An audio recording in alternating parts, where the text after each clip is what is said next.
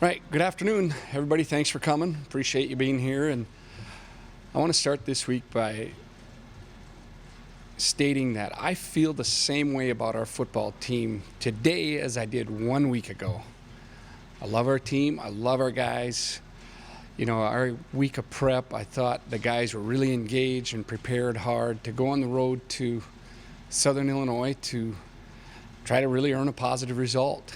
And we were disappointed in the result, and we need to get off to better starts as we talk to our team and as we go back and reflect on the game. You know, against a really good opponent, an explosive offense with a very aggressive defense, we got behind by 2 scores early. And if you look back at the game, once we gave ourselves a chance to get back in it, you know, it's a 10-7 game.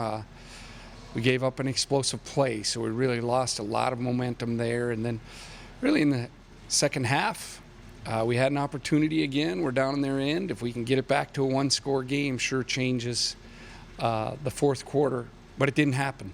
So we live with the result, and we need to learn from it and then move on. And really excited about this week. We're back home. Very good opponent coming, top 10 team. That really has a lot of talent. If you watch them against Arkansas, you can see what they're capable of doing, leading that game in the second half, putting up 27 points on an SEC team. And once again, they'll be challenging for us to move the ball and find a way to get in the end zone and score points. But really excited about it. I know we need to be excited about our preparation because that's going to be very key, and that's what we can control. So the message right now is, you know, stay in the moment, one day at a time, great preparation for a really good opportunity here at home at noon. We talked after the game about the sacks you've given up, but I think we also kind of lost the fact you guys didn't maybe put as much pressure on Nick Baker as you would have liked. What did you do differently? What would you like to see done differently to get him uncomfortable? Yeah, you know, they threw it quick early in the game and made us run to the perimeter, and we got to do a better job on those plays. We're giving up too many yards on those plays, and give them credit. They executed. And then once you get them in longer yardage situations, you can attack them differently. So it was really first down on the defensive side of the ball. And then there were a couple third downs that were really key. You know, when it's a 10-7 game, that third down was really big in the outcome of the game. And we had other opportunities in the game on third down, but there weren't enough good third downs. And better against the Wildcat, we needed to do some of that better to get in more favorable downs. And then offensively, it was really the same thing. We need to eliminate negative plays. We were giving them way too many opportunities to really pin their ears back, whether they were bringing an extra guy or not. That wasn't the issue. The issue was they were up in the game, and they were really attacking us, and the down and distances played a factor in that.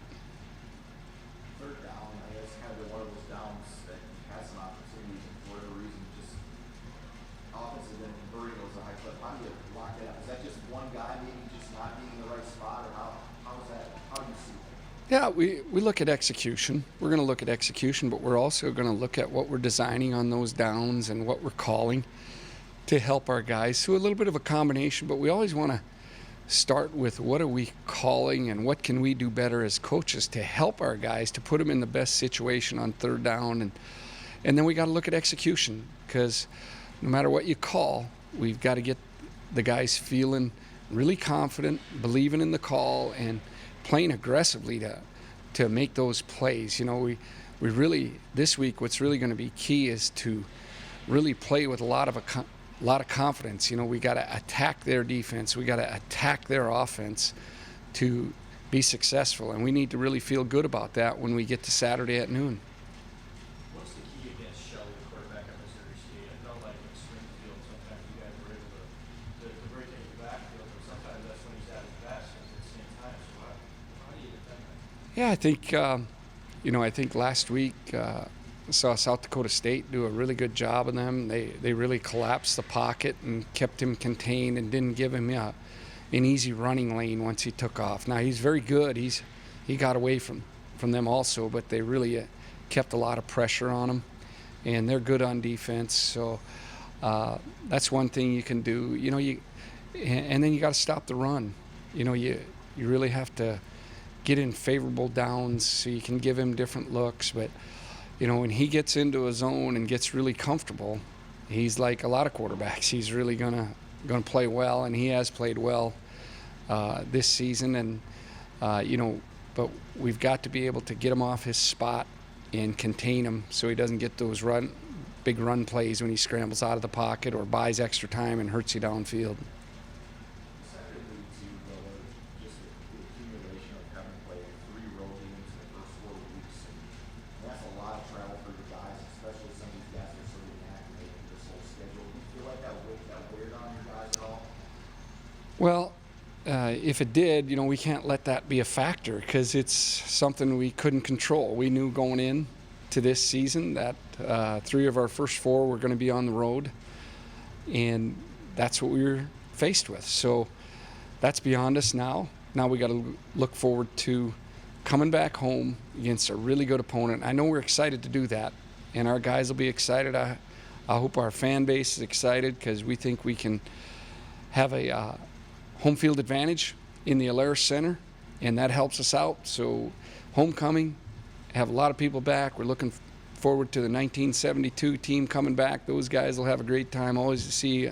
Great to see alumni come back, and as well as a bunch of others. But we got to be really excited.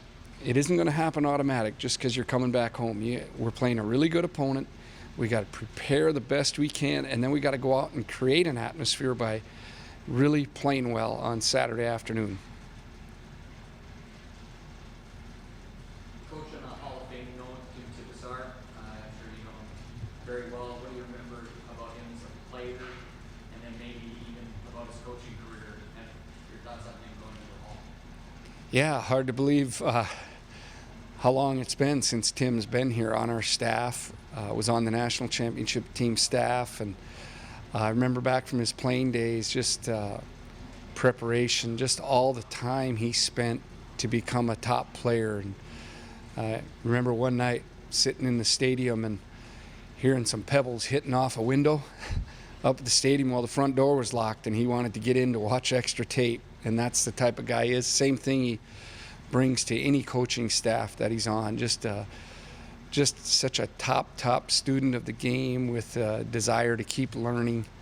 Wish him just the best. Very deserving of this honor, and one of our all-time greats. And I talked to him earlier in the season here, and he's not able to be here because he's coaching, but looking forward to him being placed in our Hall of Fame, which he deserves to be.